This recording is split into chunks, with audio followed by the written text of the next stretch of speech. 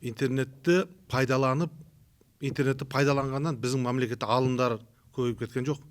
Оқыңыз, бір жақсы бір нәрсе жаратқан. Мен оғалек интернеттің пайдасыменен мен алым болдым, мен мұндай нәрсе машина жараттым, 5 дөңгелекті машина болмаса 10 дөңгелекті машина жараттым деген мен кеше алымдарды көрелекпін да. Бұл бірінші мәселесі. Екінші мәселесі, біздің ilgerki малда интернет жоқ малдағын айтайын. Біреуменен сөйлессең 28 май күні үш жерден жолығабыз деп 5 ай мұрда біреуменен сөйлессең, ошол малда ошо кишимен жолыға алат элең да, сағат 2-де деп болжолдосоң.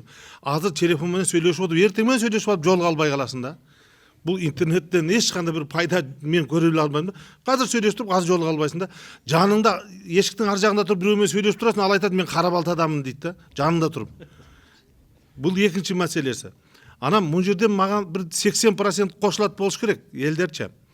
Көп кишилерде мындай нәрсе болғанда, ота айылға барып жырғап қалбадым ба? О, интернетте жоғын соткаңды албай деген, жаман аябай жырғабадым ба? Ес алып кадимгидей мием ес алып. 3 күн айылда болдым, кадимгидей ес алып қалдым, деп келгендер угасында. Мұны интернетте енді біз бұны эмне деп айтып атам? Интернет жаман деп мұны ежеге мен каршы айткан жерим жок. Біз ебегейсиз пайдасы жок. Уруна беребиз да, колубуз сәл бошадыбы чөнтөктөн алып эле байкап көрсөңүздөр, анализ жасап көргүлөрчү.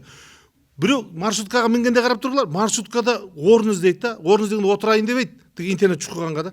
Эптеп бир орун бошосо отуруп алып чөнтөгүнө колун салып интернет алып алып чукуп баштайт да, керекпи, керек эмеспи, бирөө менен обязательно айта бер дейт.